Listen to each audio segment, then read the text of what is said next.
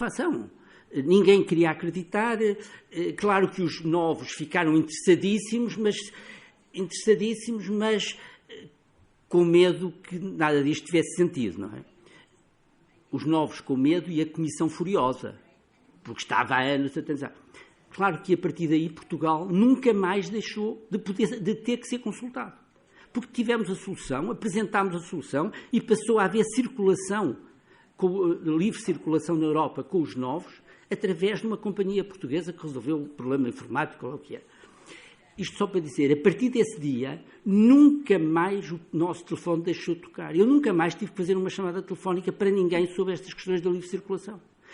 E, no entanto, nada nos qualificava especialmente em teoria. Não tínhamos um interesse particular com os países de leste, havia outros muito mais próximos, a Áustria, por exemplo, não é? Ou seja, é possível, desde que haja competência técnica e que se mostre o valor acrescentado. Portanto, não há tabus. Nós podemos participar ativamente e tornar-nos indispensáveis em qualquer elemento, sendo certo que não temos capacidade, nem técnica, nem económica, nem até de pessoas, para nos tornarmos indispensáveis em todas as matérias. Mas o que eu quero dizer é que não está vedado em nenhum aspecto a presença, a participação nestas matérias. Como o professor salientava, há aqui algumas instituições muito importantes. Eu, fazendo uma defesa de um sítio por onde passei, digo-vos que a representação de Portugal em Bruxelas é absolutamente crucial para o nosso país, porque é aí que se pode usar o smart power. É na definição, muito cedo, muito amontante dos nossos interesses, no princípio das discussões. Se Portugal intervém muito depressa, muito cedo nas discussões, a influência é muito maior. Se deixamos que a discussão chegue ao fim sem nós termos conseguido inserir os nossos pontos principais, torna-se muito mais complicado, porque depois no Conselho, quando estão os ministros todos reunidos, a voz de um país maior ouve-se mais. Portanto, nós temos é que intervir mais cedo. É esse aspecto técnico de detectar imediatamente onde estão os problemas e outro aspecto para um país como o nosso, que é a rede das relações pessoais. E falo não só dos diplomatas, obviamente, mas isso é a função deles, mas é a rede das relações pessoais dos ministros e do primeiro-ministro. E faz toda a diferença. Toda a diferença. E dou-vos um exemplo fugindo de Portugal, para não entrar em especificidades que podiam ser delicadas aqui. Mas deixem-me usar um país que conheci relativamente bem. O caso da Espanha. A Espanha teve uma influência enorme na União Europeia no tempo de Felipe González, por razões que agora não vale a pena aqui elaborar. Mas a Espanha, depois, sobretudo, do tempo de Aznar, foi uma Espanha que teve como primeiro-ministro o primeiro-ministro Zapatero, que não era uma pessoa com particular predileção pela Europa, quer dizer, não tinha uma apetência natural e tinha uma enorme dificuldade de línguas. E a Espanha progressivamente ausentou-se.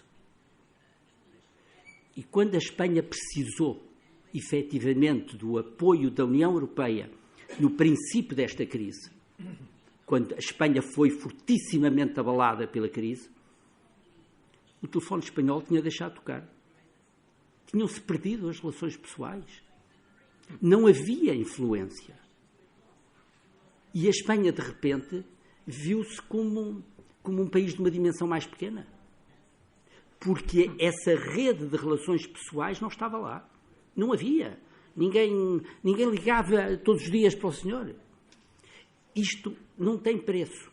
Isto não tem preço. Este capital político é fundamental e é muito mais importante do que a dimensão do país. Ou seja, é possível compensar dimensão com com essas redes. Eu não quero demorar muito, mas gostava de comentar um outro ponto que o professor falou aqui, que é a presença de Portugal na Comissão Europeia.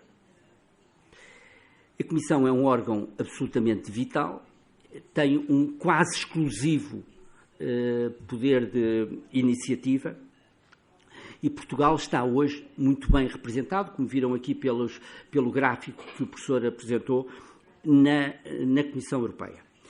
Há várias razões para isso, tem a ver com o influxo de portugueses há 25 anos, quando nós aderimos, tem a ver com a qualidade dos portugueses que foram para lá, tem a ver com o que o professor dizia da diferença de salários Portugal-Bruxelas, que torna mais apetecível ir para Bruxelas, para nós, do que para um alemão.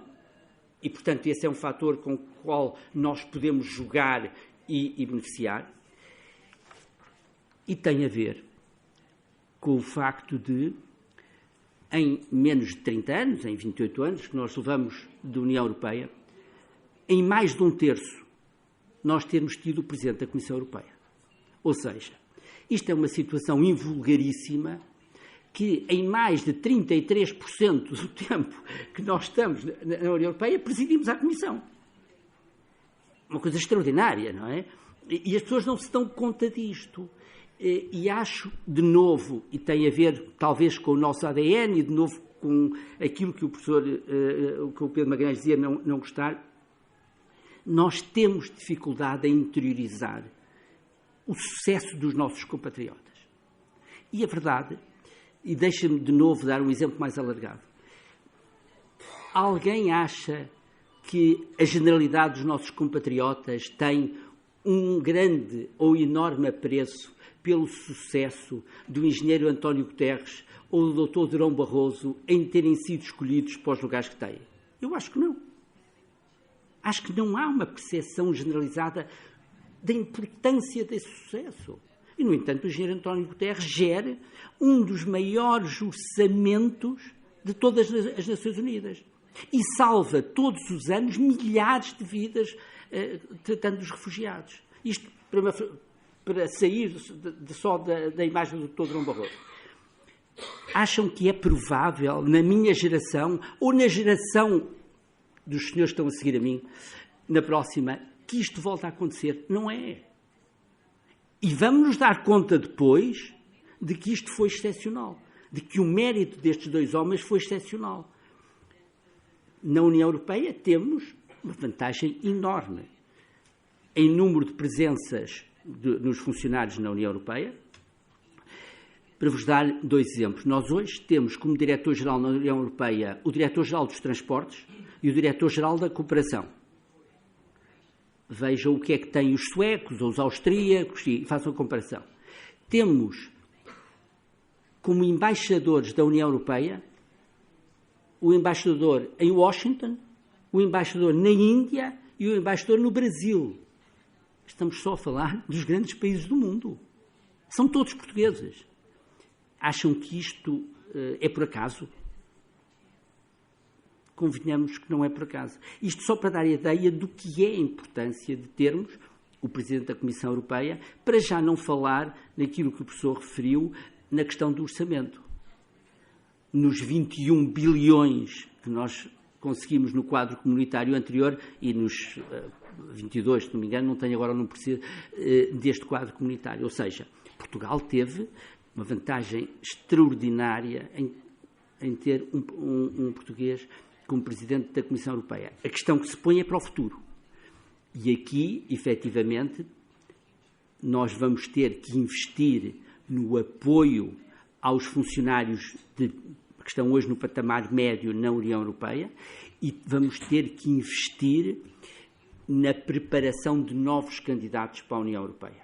E, portanto, há aqui um esforço muito grande. O professor falava na questão das línguas, sem dúvida, e a questão dos incentivos, que vão continuar a ter que ser sublinhados, porque este capital que nós temos não vai durar sempre. E, portanto, a questão a reter é: podemos participar em todas as decisões, podemos ter um papel importantíssima em todas as decisões, se formos competentes tecnicamente e se prepararmos a tempo as pessoas para estarem nos lugares certos.